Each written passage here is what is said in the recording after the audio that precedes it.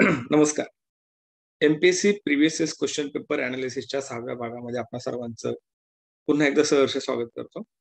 आजच्या सेशनमध्ये आपण ऑगस्ट 2018 मध्ये जी कंबाईन ग्रुप बी मुख्य परीक्षा पार पडली होती, त्याच्यामधील इंग्लिश सेक्शन हा आपण सोडवणार आहोत. ओके. याच्यामध्ये परत आपल्याला माहिती आहे की this is a language paper in which we are going to have 100 questions out of 100 1 to 50 जे क्वेश्चन्स असतील ते मराठीबद्दल असतील and 51 to 80 these questions will be based on English grammar, vocab and reading comprehension. आणि त्याच्यानंतर शेवटचे 20 असतात ते current affairs, लोकसेवा हमी हक्क कायदा आणि आरटीआय कम्प्युटर त्याच्यावर असतात. ओके. तर आपण काय करणार आहे, we are going to deal with 51 to 80 questions which are about English language. Okay, let's start with this one. Choose the correct tense form of a given verb. तुम्हाला tense वापरायचं आहे बघा. म्हणजे this question is based on tenses. Tenses वर अवलंबून असणारा question. Okay. 51 number. Correct tense. Look there she का. Okay. Look there she sees. whenever any particular sentence is going to start with there or here, याच्यानंतर त्या वाक्यामध्ये वापरलं जाणारं क्रियापद बेस्ट फॉर्म येतं, because that sentence should be written in simple present tense. म्हणजे there she comes हा rule आहे. म्हणजे ज्यावेळेस तुम्ही टेन्स हा टॉपिक अभ्यासाल त्याच्यामध्ये हा रूल आहे की एखाद्या वाक्याची सुरुवात देअर किंवा हेअरने होते ना, ती पाहती आली या अर्थानं. तो ती आली म्हणजेच काय, there she comes. There she not आता इज कमिंग, ती येत आहे असं होणार नाही. शी हॅज बीन कमिंग असंही होणार नाहीये. शी कमिंग तर होणारच नाही, कारण याच्यामध्ये ज्याला आपण हेल्पिंग वर्ब म्हणतो ते नाहीये. So look there she comes. Comes का वापरायचं, because this she is a third person singular pronouns. So that's why we are using this comes. Okay. तर करता जर तृतीय पुरुष एकवचने असेल आणि वाक्याचा काळ जर साधा वर्तमान काळ असेल तर आपण ते करतोय, आपल्याला माहिती आहे. Next one is to err is human. To err is human म्हणजे चुकणे हा मनुष्य धर्म आहे असं याचा अर्थ होतो. आता याला 2+V1 ला काय म्हणतात, infinitive. And the underline to infinitive in the sentence above functions as what. आता बघा 2+V1 याला आपण इन्फिनिटिव्ह म्हणतो, जे की कशाचा पार्ट आहे, नॉन फायनाइट वर्बचा. Okay. So it is not going to be controlled by a subject. It remains completely neutral. It doesn't change its form. आता याच्यामध्ये सब्जेक्ट म्हणून सुद्धा वापरू शकतो आणि ऑब्जेक्ट म्हणून सुद्धा वापरू शकतो. ओके. समजा या 2+V1 ला मी कर्त्यानंतर वापरलं ना, so it becomes an object. आणि वाक्याच्या सुरुवातीला वापरलं इट बिकम्स अ सब्जेक्ट. तरी सब्जेक्ट तर नक्कीच आहे. तर सब्जेक्ट आहे तर सोडून द्या, मग हे गेलं, कारण वाक्याच्या सुरुवातीला आलंय. आता सब्जेक्ट ऑफ अ वर्ब आहे, सब्जेक्ट ऑफ अ सेंटेन्स आहे आणि ऑब्जेक्ट. आता ऑब्जेक्ट का असू शकत नाही मी तुम्हाला म्हटलं, कारण ते कर्त्याच्या नंतर येतं. आणि हे कधी आलंय, सॉरी, क्रियापदाच्या नंतर आलं तर ऑब्जेक्ट म्हणायचं, पण हे आले क्रियापदाच्या अगोदर. क्रियापदाच्या अगोदर आले म्हणजे हे सब्जेक्ट आहे. ओके. पण subject of a verb of subject of sentence म्हणजे काय आहे, सब्जेक्ट ऑफ अ सेंटेन्स. कारण एक वाक्य दिलंय मित्रांनो, आणि वाक्य काय आहे, चुकणे हा मनुष्य धर्म आहे. म्हणून 52चं करेक्ट उत्तर आलं second one. Okay. Second one. Okay. आता मी एक सेंटेन्स लिहितोय बघा. I like to eat an apple. याला मी क्वेश्चन विचारला, what do I like. What do I like काय आवडतं मला, टू ईट अन ऍपल. म्हणजे to eat is playing the role of an object in a sentence. आपण just क्रियापदाला व्हॉटने प्रश्न विचारतो ना, तर डायरेक्ट ऑब्जेक्ट मिळतं आपल्याला. So yes, this to eat is playing the role of an object in a sentence. तरी जर कर्त्यानंतर आलं, क्रियापदानंतर आलं तर त्याला आपण ऑब्जेक्ट म्हणतो, आणि क्रियापदाच्या अगोदर आलं तर सब्जेक्ट म्हणतो. So this is subject of a sentence. So second sentence is the correct. 53 number. Choose the correct sentences. आता हा थोडा वेगळ्या प्रकारचा प्रश्न होता, बऱ्याच मुलांचा चुकलेला असू शकतो. I am used for getting up असं कधीच नसतं. आय एम युजच्या नंतर फॉर कधीच येत नाही, लक्षात ठेवा. ओके. तर ए तर 100% इनकरेक्ट आहे. म्हणजे ए जर इनकरेक्ट असला तर दोन ऑप्शन आपले गेले. Second sentence, before his marriage Meeran use to spend a lot of time with this club. म्हणजे लग्नाच्या अगोदर तो बराच वेळ क्लब मध्ये येऊन थांबायचा. तो यूज टूच्या नंतर B1 येतं, करेक्ट आहे. तर बी तर 100% करेक्ट आहे. बी करेक्ट आलं. ओके. तर बी इकडे पण करेक्ट दिलेलं आहे.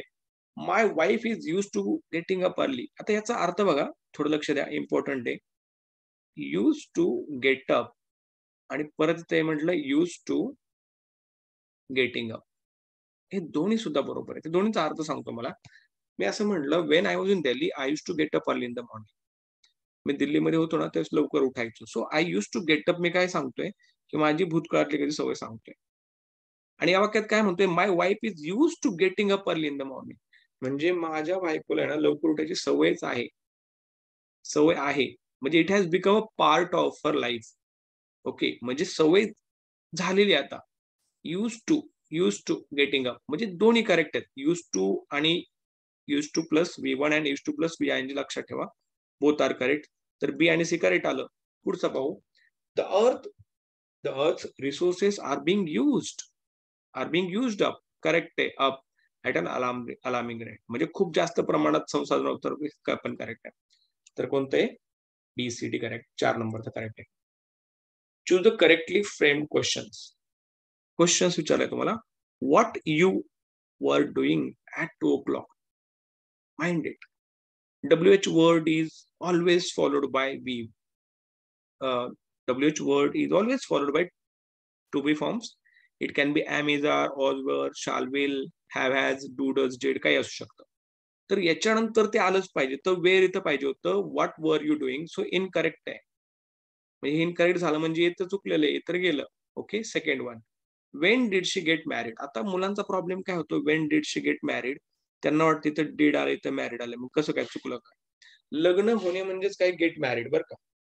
गेट मॅरिड म्हणजे Wien did she got married असं असतं तर चुकलं असतं. गेट आलं इथं म्हणजे डिड इकडे गेलाय तर बी नक्कीच करेक्ट आहे. तर बी तर नक्कीच करेक्ट आहे. गेट मॅरिड म्हटलंय, लग्न झालं. मॅरिडला याच्याशी लिंक करू नका. गेट V1 आलंय, डिड इकडे निघून गेलाय. समजा मी म्हणलं he got married yesterday. He got married. So when did he get married? Yesterday. Okay. तर बी करेक्ट आहे. बी जर करेक्ट असेल तर हे तर करेक्ट येऊ शकतं आणि हे गेलं. राहिलं एकच. ओके. बघा. Third sentence. When did you hidden the letter. इथं डीड आलंय ना, मग इथं काय पाहिजे होतं, V1 आला पाहिजे होता. When did you, where did you hide the letter. इथं हाईड पाहिजे होतं, ते चुकलेलं आहे. म्हणजे सी पण चुकलं. Only B is correct. सोपं आहे बघा. टेन्स वर बेस्ड आहे क्वेश्चन हा. 55 number. Which of the following sentences express the unreal condition? If you remember, I have told you that we are going to have questions of conditional sentences. याच्यावर येतच येतं question बघा. If it rains, simple present tense, the farmers will sow the seed of unreal condition सांगितलं बरं का. unreal म्हणजे सगळी वाक्य बरोबर असू शकतात. unreal. If it rains, the farmers will sow the seed for खरीफ. जर पाऊस पडला तर म्हणजे हे हायपोथेटिकल गोष्ट आहे. अनरियल नाहीये. खरे असू शकतं. बरोबर. If I had enough money I would purchase every useful scientific device. आता हे खरं आहे का हो? जर माझ्याकडे पैसे असते तर मी खरेदी केली असते. म्हणजे we are talking about an unreal situation. आपण एका खोट्या गोष्टीबद्दल बोलतोय जे आपल्याकडे नाहीये. If the government tries to govern the people the most, they will turn it upside down. हे पण करेक्ट आहे. असं केलं तर तसं होणारच आहे. हे अनरियल नाहीये. आणि if the share market dwindles we will lose our money. हे पण करेक्ट आहे. सेंटेन्स स्ट्रक्चर सगळ्या करेक्ट आहेत. फक्त तुम्हाला अनरियल कोणतं विचारलं तर सेकंड करेक्ट आहे. की माझ्याकडे पैसे असतील तर मी सगळ्या प्रकारच्या सायंटिफिक डिव्हाइसेस खरेदी करेल. सो इफ आय हॅड मनी, इथे हॅड आले म्हणजे पुढे वूड आलं पाहिजे. करेक्ट आहे बघा. Simple past followed by would plus V1. Correct. Structure तर करेक्ट आहे. आणि अनरियल सांगितलेलं आहे. So it's unreal condition. So second option is the correct one. 56 number. Point out wrong sentences. Again, this question is based on conditional sentences. Okay. If you do not marry, you will miss many precious life experiences. हा झाला पहिला बरं का. तुम्हाला काय सांगितलंय, wrong ओळखायचंय. आता इथं सिम्पल प्रेझेंट टेन्स आला, पुढे सिम्पल फ्युचर आला म्हणजे करेक्ट आहे. जर लग्न नाही केलं तर आयुष्यातले खूप चांगले अनुभव तुम्हाला नाही घेता येणार असं म्हटलंय. अर्थ नका घेऊ, फक्त स्ट्रक्चर लक्षात घ्या. Second sentence. Unless you clean your hands you will not serve, I will not serve you food. बरोबर ना. इथं पण सिम्पल प्रेझेंट टेन्स आलाय, विल करेक्ट आहे. Okay. Next one. If you do not take care of your old parents you will rot in hell. जर तुम्ही म्हाताऱ्या माणसं आई वडिलांची काळजी नाही घेतली तर तुम्ही नरकामध्ये सडताल असं म्हटलंय. ओके. तर हे पण काय झालं, हे पण झालं correct. Fourth one, unless you study hard the bright future will not wait for you. परत आहे ना, जर तुम्ही अभ्यास नाही केला तर. आता एक लक्षात घ्या, अनलेसच्या वाक्यामध्ये नॉट नाही पाहिजे, म्हणजे पहिल्या वाक्यामध्ये, आणि इफच्या वाक्यामध्ये नॉट पाहिजे. म्हणजे या अनलेसच्या वाक्यामध्ये नॉट आलेलं नाही हे पण बरोबर आहे, या अनलेसच्या वाक्यामध्ये या नॉट आलेलं नाही म्हणून बरोबर आहे. सो सगळे सेंटेन्सेस करेक्ट आहेत. All sentences are correct. It means that none of them is incorrect. So third option is the correct one. Third option is the correct one. 57 number. Which items from the given sentence contains errors? Error कोणते सांगितले तुम्हाला ओळखायचे. आता एक लक्षात घ्या, कायम लक्षात ठेवा. This must is called a model auxiliary verb. So may, must, might, should, could, will, would, all these are model auxiliary verbs, and every model auxiliary verb is always followed by V1. Okay, V1 आलंच पाहिजे. मी तर काय आलं पाहिजे होतं, पे यायला पाहिजे होतं, पे ना, PAY, पे यायला पाहिजे होतं, V2 आलं म्हणजे चुकलेलं आहे. मस्ट पेड तर इनकरेक्ट आहे. मस्ट पेड कुठं कुठं आलंय, इकडं पण आलंय, इकडं पण आलंय. मग या दोन पैकी एक चुकीचं आहे आपलं. हे पण चुकलंय आणि हे पण चुकलंय. म्हणजे हे दोन ऑप्शन तर गेले. त्यांनी काय सांगितले, चुकीचा आयटम ओळखायचं तुम्हाला. ओके, आता एव्हरीबडी, एव्हरीबडी तर बरोबर आहे, हे तर बरोबर आहे. चुकलं कोणतं, हॅव गॉन अप चुकलं. तर everybody must paid more house rent, the tax on property have gone up, have gone up. तर हॅव गॉन अपला मी काय म्हणतो चुकीचं, कारण एव्हरीबडी करेक्ट आहे. म्हणजे टॅक्सेस इन्क्रीज होतात, हॅव गॉन अप नाही होत. ओके, म्हणजे बी जो सेकंड पार्ट आहे ना तो एरर आहे. ओके, आपण एलिमिनेट केलं बघा. आपण एलिमिनेशन टेक्निक कशी वापरली, की मस्टच्या नंतर बी वन येतं, मग राहिलं एव्हरीबडी तर बरोबर आहे, मग राहिलं हॅव गॉनच्या ऐवजी आपण काय करू शकतो, इन्क्रीज म्हणू शकतो. Second sentence, second option is incorrect. Identify the complex sentence. Okay, you know that in complex sentence we are going to have one main clause and another will be subordinate clause. Okay, so they rewarded the man, they rewarded the man. तर मी असं म्हटलं, they rewarded the man, हा काय झाला, it's a simple sentence, subject is there and verb is there. म्हणजे simple sentence हे complex नाही. मग बी कुठं कुठे ना ते काढून टाका. बी कुठे कुठे, चला हे काढलं मी, हे पण काढलं, राहिलं काय, सेकंड. आता मी डायरेक्ट म्हटलं की even I did not read options as well, me sentence वाचले पण नाहीये. पण जर मला माहिती असेल ना what is a simple sentence, तर मला समजतं एकच सब्जेक्ट आणि एकच वर्ब असेल. आता त्याच्यात जर आपण बीला काढून टाकलं तर सगळेच ऑप्शन गेले. अशा प्रकारे तुम्ही ना एलिमिनेशन मेथड वापरून तुमचा वेळ खूप वाचवू शकता मित्रांनो, लक्षात ठेवा. काय, आता आपण क्रॉस चेक करू आपलं उत्तर बरोबर आहे का. They rewarded the man who rescued their son. आता हे they rewarded the man, main clause, who rescued their son, this subordinate clause, and we are using this who word as a subordinating conjunction to join this MC with SC. So definitely the first sentence is in complex format. The next one, the quick-witted dealer bought the car that I wanted. That परत काय वापरले, subordinating. म्हणजे कोणतं correct आलं, A and C दोन्ही झाले complex. 59 number. It is imperative that he catch the next plane. आता हे प्रश्न बऱ्याच जणांचा चुकला असेल बरं का. सांगितलं काय जातं, इम्परेटिव्ह मोड असेल ना तर इम्परेटिव्ह मोड राहतो. आता या वाक्यात इम्परेटिव्ह म्हटलंय, याचा अर्थ काय होतो माहितीये का, it is imperative that he catch the next plane. हे खूप गरजेचं आहे की त्यांनी काय केलं पाहिजे, येणारी प्लेन पकडलीच पाहिजे, म्हणजे विमान त्याला सापडलंच पाहिजे येणार. आता इच्छा व्यक्त केलेली आज्ञा आहे का. मी जर तुम्हाला असं म्हणलं ना, it is imperative for all the students to subscribe my channel, तर ती झाली आज्ञा, आलं लक्षात. किंवा मी असं म्हणलं, it is imperative for you all people to study very honestly, ही तर आज्ञा झाली. तर इम्परेटिव्ह इथं काय म्हटलंय, दॅट म्हटलंय, म्हणजे इच्छा व्यक्त केलेली. म्हणजे काय झालं, इच्छा व्यक्त केली म्हणजे कोणता मोड झाला, सब्जेक्टिव्ह मोड झाला. इम्परेटिव्ह चुकलं, म्हणजे हा गुगली क्वेश्चन होता. ओके, तर बऱ्याच मुलांचं चुकलं. मग मी परत सांगतो, मी जर असं म्हणलं ना, it is imperative for all people to vote for India, तर ते झाले आज्ञा. But it is imperative that every Indian should vote for India. So तर त्याला आपण काय म्हणतो, subjective, because we are trying to make a wish over here. 60 number. Not passive, passive नाही ते ओळखायचे तुम्हाला. प्रॉमिसेस आर सून फॉरगॉटन, हे बरोबर आहे, पॅसिव्ह आहे, बरोबर. Next one, the superstar was warmly welcomed in our college gathering, correct आहे. The grammar is not properly taught, correct आहे. मग राहिलं कोणतं, वी शुड नॉट सिलेक्ट. आता our life partner hastily, means our life partner should not be selected hastily by us, हे झालं त्याचं passive. म्हणजे सेंटेन्स काय झालं, ऍक्टिव्ह. याचं पॅसिव्ह काय होईल, our life partner should not be selected hastily by अस.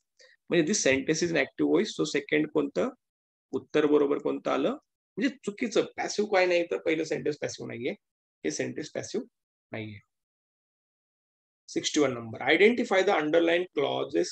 परत एकदा क्लॉजेस कंडिशनल सेंटेन्सेस लक्षात ठेवायचे. ओके, 61 नंबर चेक करा.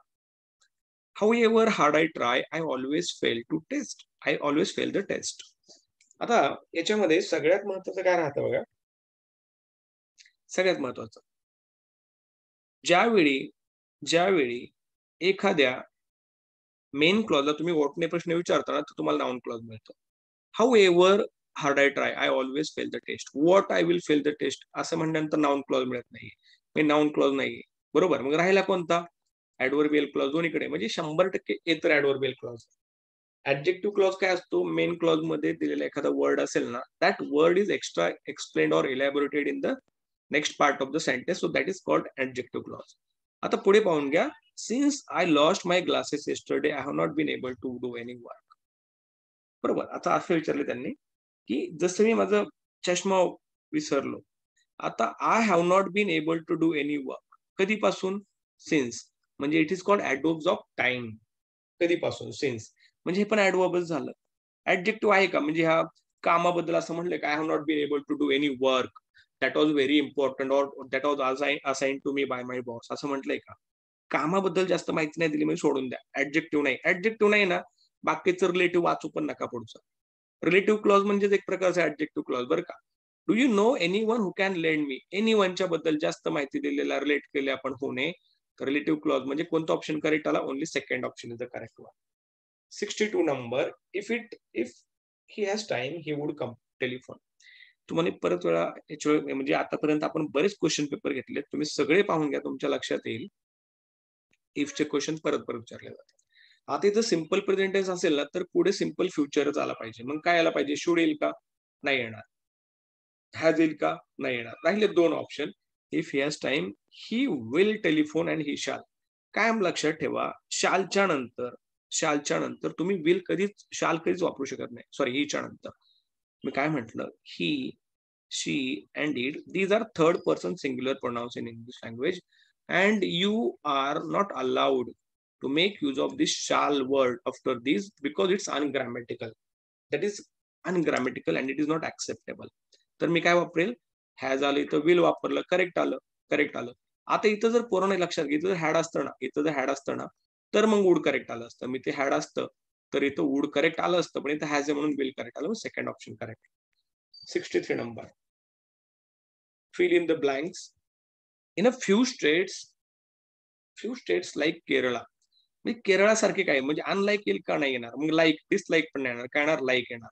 ऍज वेल तर असू शकत नाही. झालं, उत्तर सापडलं. कशाला वाचू पुढचं सेंटेन्स मी? पण तरी आपण एकदा चेक करू. परीक्षेमध्ये वेळ कसा वाचवायचा मी सांगतोय बरं. Next one, I like classical music as well as film song. मला आहे ना क्लासिकल म्युझिक पण आवडतं आणि त्याच्याच बरोबर फिल्म सॉंग पण आवडतात. तो 4 sentence is the correct one. Next 164 number, Switzerland lies France, Germany आणि इटली. आता याच्यामध्ये बराच प्रॉब्लेम झाला बरं का, लक्षात घ्या. हा क्वेश्चन खूप मुलांचा चुकला. त्याचं कारण काय होतं चुकण्याचं, की मुलांना माहिती आहे की when we are talking about more than 2 things, person, places, we use among. तर बऱ्याच लोकांनी अमंग केलं, काहींनी बिसाइड केलं, म्हणजे शेजारी. म्हणजे स्वित्झर्लंड कुठे आहे? तर शेजारी आहे. कशाच्या? फ्रान्स, जर्मनी आणि इटलीच्या. त्यांना वाटलं अमंग. समजा मी असं म्हणलं ना, the prime minister of India Narendra Modi awes among party workers, तर असं म्हटलं तर करेक्ट आहे. अमंग म्हणजे काय? Party workers. पण या वाक्यामध्ये काय आलंय? And between is always followed by and. लक्षात ठेवा. Okay, so Switzerland lies between France, Germany and Italy. जरी 3 असतील ना, तरी आपण काय करतोय? अँड वापरतोय, म्हणून बिटवीन करेक्ट आहे. म्हणजे फक्त ए ऑप्शन करेक्ट आहे. खूप बऱ्याच मुलांचा चुकला. तर अशा काही गोष्टी लक्षात ठेवा. 65 number, select the closest meaning of underline idioms in the sentence. आपण घेतो इडियम्स बघा. आता आपल्या युट्यूब चॅनलला जे आहेत ना, ज्याला मी चालू केले ते daily MPS English vocabulary show, त्याच्यात इडियम्स काय महत्वाच्या राहतात. So Sunil did not do his job as well now he has to face music. आता फेस म्युझिक म्हणजे काय? गाणं ऐकायचंय का? आता जर जॉब योग्य केलं नाही, आता हा एक कॉमन सेन्सचा भाग असतो बरं का. म्हणजे जर तुम्ही तुमचं काम चांगलं केलं नाही तर तुम्हाला काय होईल? रेकॉर्डेड गाणं ऐकवतील का? नाही. वर्क अगेन सांगतील का? नाही. Plead the authority. नाही. काय ना फेस द कॉन्सिक्वेन्सेस. तुम्हाला परिणाम भोगावे लागतील. So you have to face the music means what? You have to face bad consequences. त्याचे वाईट परिणाम भोगावे लागतील. सो सेकंड करेक्ट आहे. 66 number. Select the correct meaning of phrase underlined. Mr. Gupta, who is one of the trustees of a big charity suspected of withering his own nest. स्वतःच्याच घरट्याला पिस लावणे म्हणजे थोडक्यामध्ये काय? भ्रष्टाचार करणे. बरोबर आहे ना? भ्रष्टाचार करणे म्हणजे मग कोणतं राहिलं? बिंग लेझी असे का?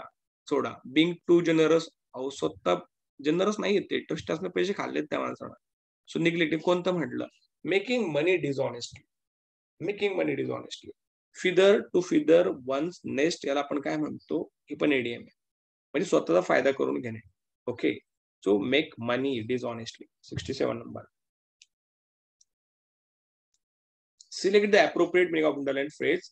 He has a habit of putting the cats among the pigeons. आता म्हणजे कबुतराच्या मध्ये मांजर ठेवायचं काय होईल? शांत बसतील का ते? काय करतील? काय करतील? Creating troubles and controversy. त्यांच्यात म्हणजे मांजर काय करेल ते कबुतरांना खाण्याचा प्रयत्न करेल. म्हणजे गुड थिंग तर होणार नाही. Doing wrong thing, extreme things काय झालं? Creating troubles and controversies. So putting the cat among the pigeons. आता याचं तुम्हाला, आता तुम्ही बरीच मुलं गावाकडची माहिती असेल तुम्हाला. मांजर खाते पक्ष्यांना, बरोबर ना? तर putting cat among the pigeons means what? Creating troubles and controversies. So that is important. So third sentence is the correct one. Which of the given option carries the meaning of underlined idiom? A little more pressure and he will be out of the count. अजून थोडं pressure आणि तो काय केला? त्याला he will be out of the count. अजून थोडं pressure दिलं ना तर तो काय होऊन जाईल? श्रीमंत होईल का? नाही होणार. विजय होईल का? नाही. काय होईल? बिटन म्हणजे हरवला जाईल, हरेल तो. अजून थोडं प्रेशर द्या and he will be out of the count means what? तो हरवल. बीट म्हणजे हरणे. Okay. So and he will be beaten up. Okay. So this fourth option is the correct one. आता याच्यात हे ना हे समजण्यासाठी काय प्रत्येक वेळी शब्द माहितीच पाहिजे असं नाही बरं का. काही गोष्टी तुम्हाला लॉजिकने पण समजल्या पाहिजे. आता प्रेशर दिल्यानंतर कोण विजयी होतं का? मोकळं होतं का? श्रीमंत होतं का? बीट म्हणजे काय? हरणे. बीट म्हणजे हरणे. तर म्हणजे हे माहिती पाहिजे तुम्हाला. 69. Okay. Select the most appropriate meaning of underlined idioms. Phrase it. It is necessary to keep our chin up in these stressful days. आता chin up ठेवायचं म्हणजे काय करायचं? काय करायचं? म्हणजे समजा if you are facing very bad days in your life, that time you have to be very strong. Chin up म्हणजेच काय आपण म्हणतो असं सरळ ताठ मानेने जगायचं. म्हणजे काय? अभिमानी राहायचं का? निगेटिव्ह वर्ड आहे का? नाही. टू बी प्राऊड म्हणजे हा चुका निगेटिव्ह वर्ड झाला. स्ट्रॉंग राहा, पॉझिटिव्ह राहा. म्हणजे काय? Both A and three. दोन्ही पण करेक्ट आहेत. First and third option both are correct. Okay. Chin up म्हणजे आपण म्हणतो ताट मानेने. म्हणजे थोडक्यात be strong and being positive that we are going to change the situation by doing hard work. So that is the kind of meaning expressed in 69 number sentence. 70 cut corner. आता जे बघा मी ह्याच्या आधी पण तुम्हाला म्हटलंय. मी आता YouTubeवर जे टाकलंय ना व्हिडिओ आजचा त्याच्यात मी व्होकॅबच्या पार्टमध्ये सांगितलंय की सेट फ्रेज. आता हे सगळे सेट फ्रेजेस आहेत. त्याला आपण प्रिपोजिशनल फ्रेजेस म्हणतो. कट कॉर्नर म्हणजेच काय? कट कॉर्नर म्हणजे काय? To do something in perfunctory way to save money and time. अशी एखादी गोष्ट करणं ज्यातून टाइम आणि पैसा वाचवा. बी तर एक करेक्ट आहे. बीचं एक करेक्ट दिलंय म्हणजे ना हे दोन तर सोडूनच द्या आता. ओके. हे दोन तर सोडून द्या. आता राहिले हे. आता परत इथं पण एक आलं, इकडे पण एक आलंय. त्याच्यानंतर इथं 4 आले. म्हणजे याचं 4 तर करेक्टच राहणार आता. टू कट अ रफ म्हणजे become angry. To cut a rough म्हणजे बिकम अँग्री. बरोबर. मग आता परत पुढचं काय झालंय? ओके. आता काय राहिलं? सीचा बघू आपण. To cut a swathe means what? To destroy the main part. To destroy the main part. आणि पुढचा एक cut and run. Cut and run means what? To escape by running. To escape by running. आता समजा C जर तुम्हाला माहिती नसेल, तर कट अँड रन म्हणजे काय? पळून जाणे. पळून जाणे हे तर माहिती आहे ना. मग सेकंड ऑप्शन करेक्ट आला. ओके. सेकंड ऑप्शन करेक्ट आला. लक्षात ठेवा मॅच द फॉलोइंग सोडवण्यासाठी जरी एक जर तुम्हाला माहिती असेल ना तरी सुटतं. फक्त डोकं शांत ठेवायचं. सुटतं ते. बघा आता हे परत आहे. किक द बकेट म्हणजे काय? आता हे पाल अँड सुरीमध्ये तर आहे. आपण जे वर्ड्स मी सांगतो ना महत्वाचे तर पाल अँड सुरीतल्या बुक मधले करा बऱ्यापैकी येतात. तो किक द बकेट म्हणजे टू डाय. एवढं तर माहिती आपल्याला टू डाय. मग एचं तर काय आहे 4. ए तर 4 पुढे दिलंय झालं. सगळे चूक म्हटले मी माझं एका सेकंदात उत्तर काढलं. 4 ऑप्शन मी करेक्ट म्हटलं. तरी आपण एकदा चेक करू. बीचं एक आहे बघा. Kick against the pricks means what? To complain uselessly about something that cannot be changed. अशी एखादी गोष्ट जी तुम्हाला टोचते टू प्रिक्स मीन्स व्हॉट? त्याची तुम्ही बदलू शकत नाही तर कशाला कंप्लेंट करायची? Kick someone in the teeth means what? एखाद्याच्या, आता आपण काय म्हणतोय, एखाद्याच्या तोंडावर लाथ मारणे. याचा अर्थ काय होतो? Teeth means what? To discourage someone. आपण म्हणतो ना टू डिस्करेज समवन. आणि get someone's goat means what? Yes. 3 number to make someone extremely annoyed. Extremely annoyed. Okay. तर हे जरी माहिती नसेल ना, एवढं माहिती असेल तरी उत्तर सापडतं. ओके. आता झाले तर आपला पॅसेज काय घ्यायचा नाही तुम्हाला, तर येतो चांगला, सोपे येते. ओके. 76 झालं. 76 ओके.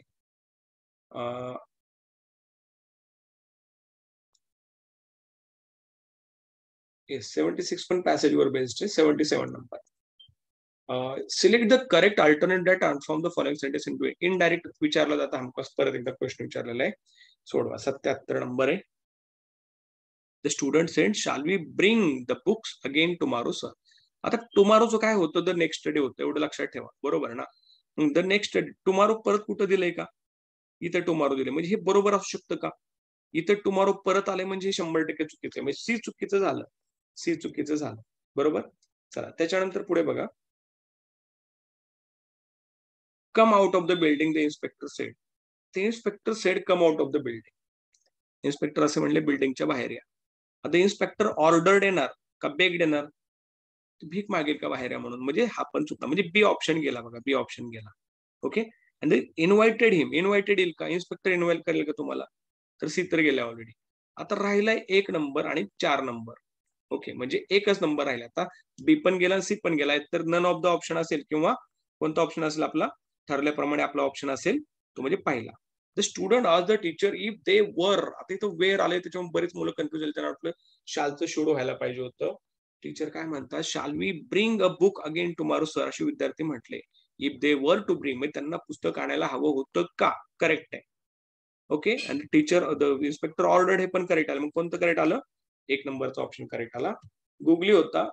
मुलांना वाटलं इथं विनंती, हे मागतायत म्हणजे विनंती करतायत, आम्ही आणायचंय का विचारतायत.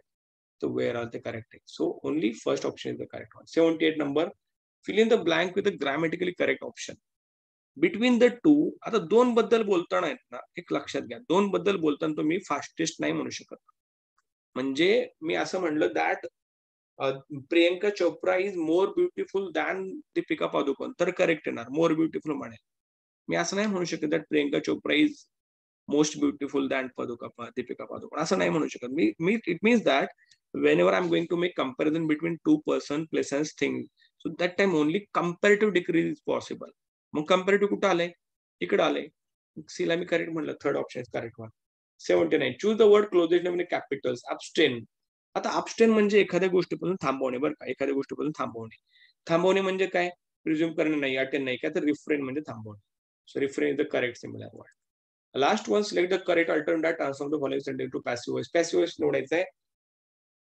गुगली क्वेश्चन आहे परत एकदा. They will take revenge on the murder. On the murder. Murderer वर रिवेंज घेतला जाईल असं म्हणते बरं का. याच्या अगोदर सांगतो. व्हॉट विल दे टेक, काय घेतील ते revenge. So revenge is a direct object. And on whom will they take revenge, कोणावर रिवेंज घेतील तर मर्डररवर. म्हणजे मर्डरर काय झालं? इनडायरेक्ट ऑब्जेक्ट आहे आणि रिवेंज काय झालं? Direct object. So we have got 2 different objects. So it is possible that we may have 2 different sentences without changing the meaning and the tense. पाहून घेऊ. Revenge will be taken. Revenge will be. Murderer will be taken नाही येणार बरं का. सोडा. बरोबर का? आता revenge will be taken on the murder by him. हे तर 100% करेक्ट आहे. मग एक कुठं कुठं करेक्ट नाही दिलं तर 3 मध्ये करेक्ट दिलेले. ओके. द नेक्स्ट वन बघा. The murderer will be taken on revenge. The murder will be taken revenge. The murder will be taken revenge on पाहिजे. Revenge on. रिवेंजच्या नंतर ऑन येणार, हे लक्षात ठेवा. एवढं जर समजलं ना, फक्त जर बारीक अनालिसिस केलं पहिल्या वाक्याचं. The murderer will be taken revenge on by them. Them काय लिहिलेलं नाही, ते लिहायची गरज पण नाही, तर सी करेक्ट आहे. द मर्डर शाल बी नाही येणार, चुकलं. म्हणजे ए आणि सी करेक्ट आहे. म्हणजे कोणतं आलं? Fourth option is the correct one. So this is how we have solved all 25 questions which have been asked in 2018 examination combined group B. Okay. कसे प्रश्न सोडवले लक्षात ठेवायचं. Same kind of questions you are going to have in next examination. 2070 चा पण paper घेणार आहे आपण, भेटू त्यावेळेस. ओके. तोपर्यंत हे सगळे क्वेश्चन पेपर पाहून घ्या. राज्यसेवेचे पण टाकलेत, कंबाईनचे टाकलेत, डिपार्टमेंटलचा पण टाकलाय. ओके. आणि जर काही डाऊट असेल तर तुम्ही डायरेक्ट मला चॅट बॉक्स मध्ये विचारू शकता. आणि जर तुम्हाला आपलं हे आवडलं असेल तर आपलं चॅनल नक्की सबस्क्राईब करा. Okay. So thank you very much for watching this video. Thank you guys.